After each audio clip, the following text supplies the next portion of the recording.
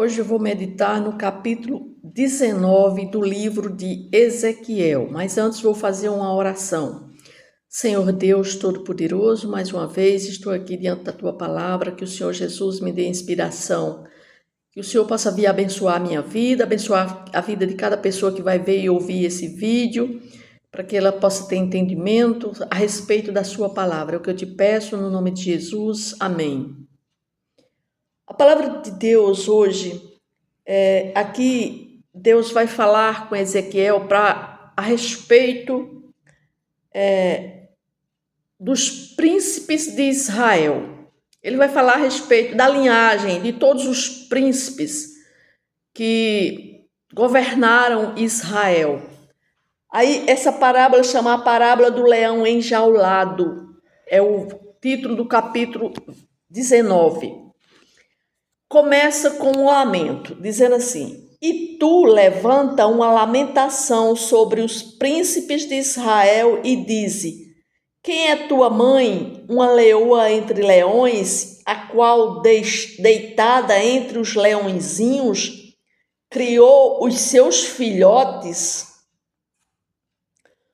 Ou seja, aqui o profeta ele começa com um lamento, né? Um lamento dirigindo-se aos príncipes de Israel, que eram os reis residentes em Jerusalém. Nessa época que Ezequiel estava falando, profetizando, quem estava governando lá em Jerusalém era o rei Zedequias, que tinha sido colocado pelo rei Nabucodonosor, depois da segunda leva de cativos para a Babilônia. Antes, quem estava no poder era o rei Jeoaquim, e quando o rei Nabucodonosor invadiu Jerusalém, ele trouxe cativo o rei Joaquim, colocou na prisão lá na Babilônia e deixou no seu lugar o seu tio chamado Zedequias. Então, nesse momento que Ezequiel está profetizando agora, nesse capítulo, quem está no governo em Jerusalém é o rei Zedequias, colocado pelo rei Nabucodonosor.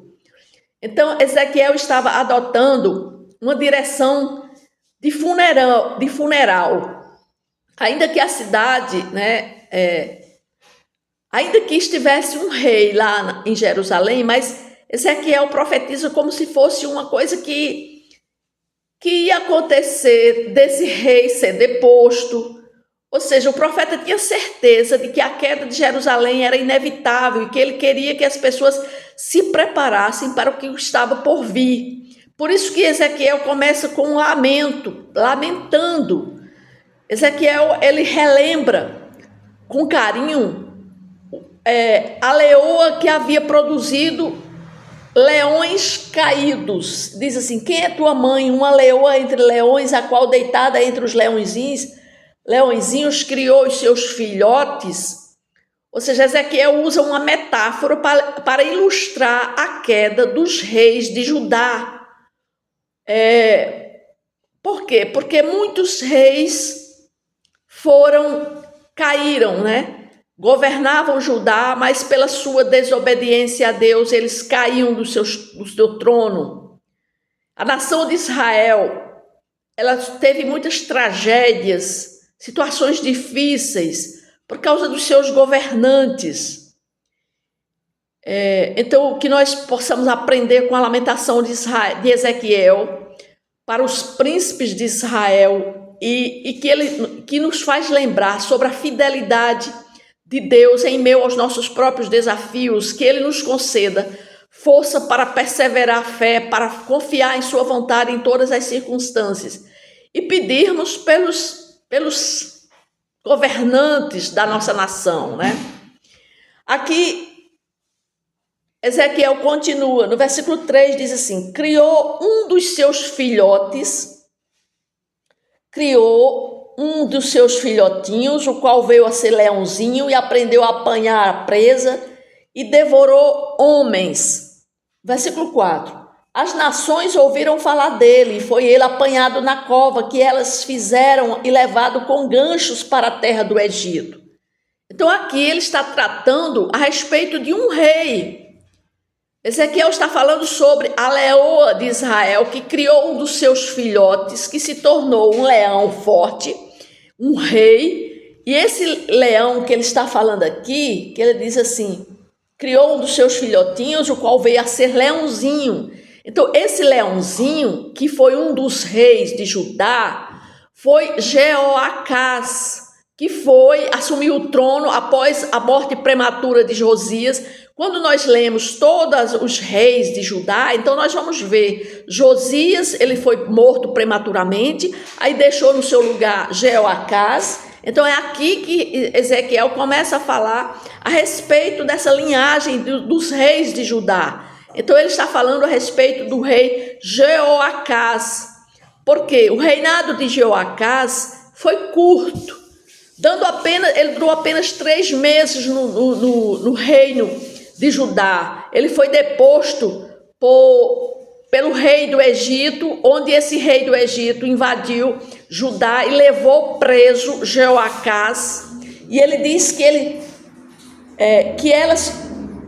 foi ele apanhado na cova, ou seja, foi ele apanhado lá na terra de Judá pelo rei do Egito, que invadiu, e foram levados na cova que elas fizeram e levado com ganchos para a terra do Egito. Então, ou seja, o rei Jeoacás, ele foi levado com ganchos, provavelmente colocaram ganchos realmente no seu nariz, preso o seu nariz, e foi levado preso, acorrentado, né, com a coleira de corda, para o Egito. Ele foi levado para o Egito e lá ele morreu no cativeiro.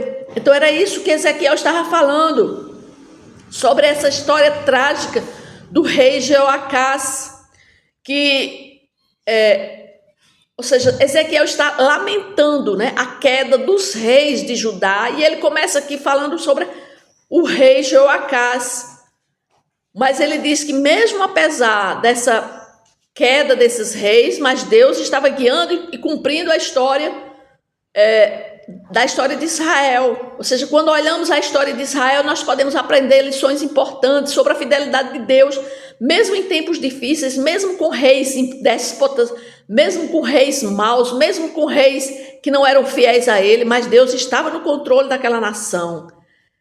Deus estava trabalhando, né, para cumprir os seus propósitos. E assim também na nossa vida. Nós não podemos ver, mas Deus está trabalhando na nossa vida. E ele continua dizendo no versículo 5, né? Vendo a leoa frustrada e perdida a sua esperança, tomou outro de seus filhotinhos e o fez leãozinho. Ou seja, então aqui novamente esse outro leãozinho é outro rei de Judá que vai ficar no trono, que foi Jeoaquim, que ficou no lugar de Jeoacás.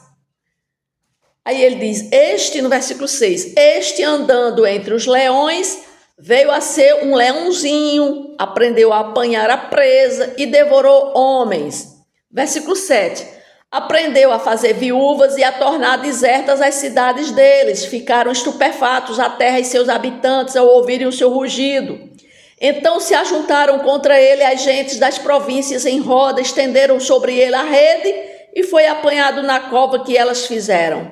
Com gancho meteram-no em jaula e o levaram ao rei da Babilônia.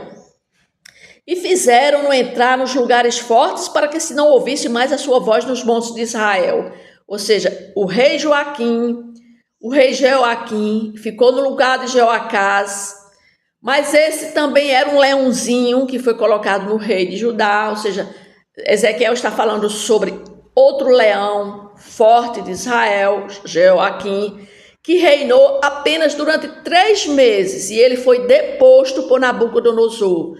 E durante seu breve reinado, Jeoaquim causou estragos em Israel, quebrando fortalezas, cidades, e com sua ferocidade em forma de leão, a terra de Israel e todos os seus habitantes tremiam diante dele. Mas sua governança foi interrompida quando ele foi destronado e deportado por quem? Por Nabucodonosor, rei da Babilônia, que invade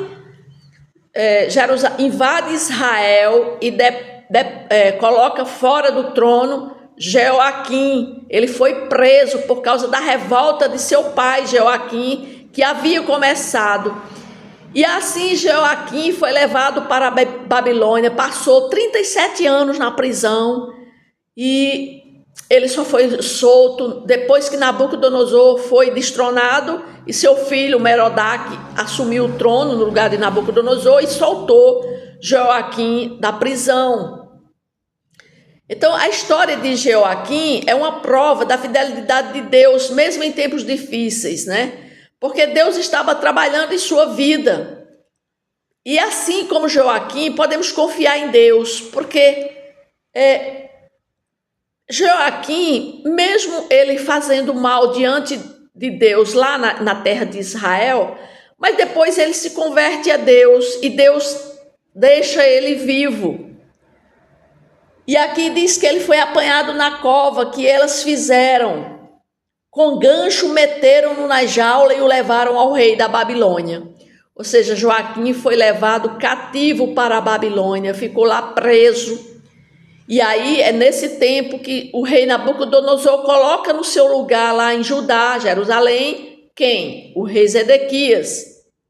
Aí no versículo 10, Ezequiel diz: tua mãe, de sua natureza, era qual videira plantada junto às águas, plantada à borda, ela frutificou e se encheu de ramos, por causa das muitas águas. Tinha galhos fortes para cetros de dominadores. Elevou-se a sua estatura entre os espessos ramos e foi vista na sua altura com a multidão deles. Ele está falando aqui agora de Zedequias. Ezequiel usa a metáfora de uma videira para descrever a nação de Israel e sua glória passada. E ele diz como as videiras eram comuns em Israel. Então, frequentemente, eles se referiam a Israel como uma videira. E ele diz: tua mãe de sua natureza era qual videira plantada junto às águas. Você está falando sobre a nação de Israel, que era como uma videira. E diz que ela prosperou, né? Sob as bênçãos de Deus, produziu muitos governantes poderosos. Mas os ramos dessas videiras,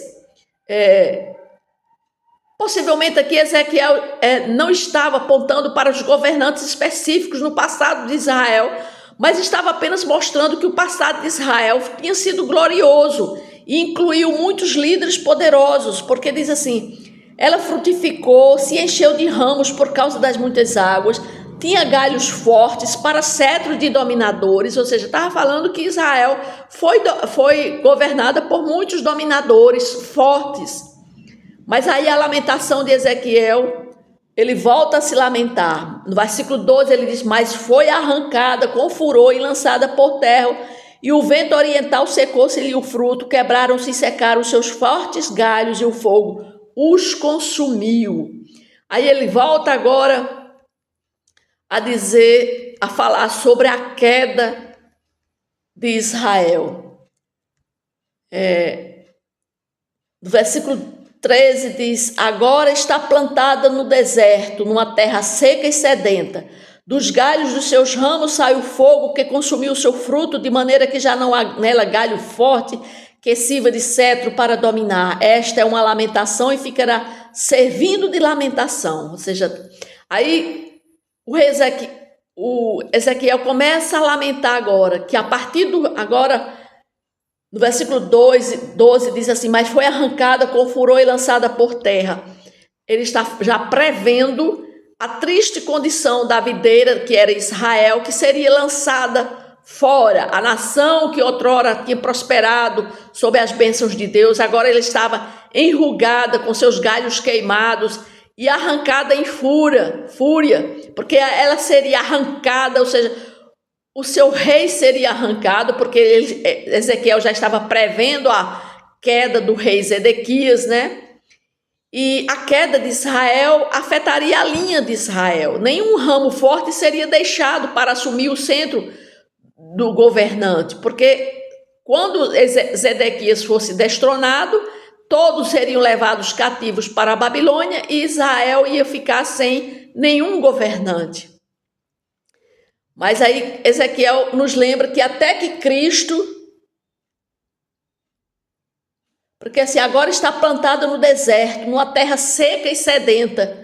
Dos galhos dos seus ramos saiu fogo, que consumiu o seu fruto, de maneira que já não há nela galho forte, que sirva de cetro para dominar. Esta é uma lamentação e ficará servindo de lamentação. Ou seja, aí Ezequiel está falando que a queda de Jerusalém iria acontecer, a queda do rei Zedequias, e iria ficar sem trono. Ela iria ficar deserta, como uma terra seca e sedenta.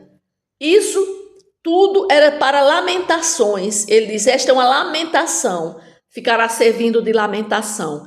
Ou seja, Ezequiel diz que toda a linhagem de Israel iria se tornar em nada, iria servir apenas para lamentação, porque o rei Nabucodonosor iria lá e destruía tudo, levava cativo todo o resto do povo de Jerusalém, e o rei Zedequias seria destronado e ficaria uma terra seca e sedenta.